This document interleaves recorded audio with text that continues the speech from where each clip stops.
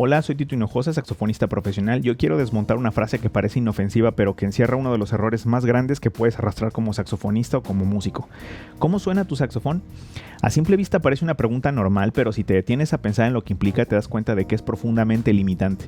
Porque cuando alguien te pregunta eso, en realidad está asumiendo que el sonido viene del instrumento, que la calidad, el carácter, el alma del sonido están en el metal, en la boquilla, en la caña y no en ti.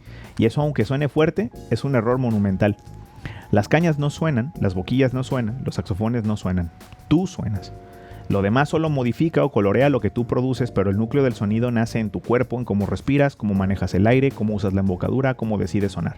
Y no solo eso, tampoco se puede reducir tu sonido a una pregunta ingenua como esa, porque tu sonido real también incluye cómo controlas el tiempo, cómo dominas la armonía, cómo te expresas, cómo frenas, cómo avanzas, cómo respiras entre frases, cómo decides cuándo decir y cuándo callar. Todo eso, todo ese universo que tú decides cada vez que tocas, no cabe en una pregunta tan superficial como ¿cómo suena tu saxofón?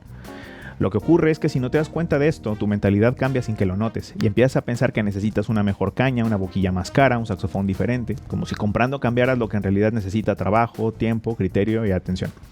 Y en lugar de desarrollar tu técnica, tu expresión, tu criterio artístico, te conviertes en un consumidor. Lo más grave es que esta forma de pensar está normalizada, nadie la cuestiona, pero en el fondo es una idea equivocada que puede debilitar todo tu proyecto personal. Porque si no reconoces que tú eres el que genera el sonido, entonces tampoco vas a asumir la responsabilidad de desarrollarlo. Este video no es para criticar a quien hace esa pregunta. Este video es para ayudarte a poner conciencia en cómo formulas lo que piensas, porque las palabras que usas no son inocentes, moldean tu forma de ver el mundo y tu música. Y si tus conceptos parten de ideas equivocadas, tu evolución también va a estar equivocada. Es así de simple. Así que la próxima vez que escuches cómo suena tu saxofón, piensa esto. No se trata de cómo suena el saxofón, se trata de cómo suenas tú a través del saxofón.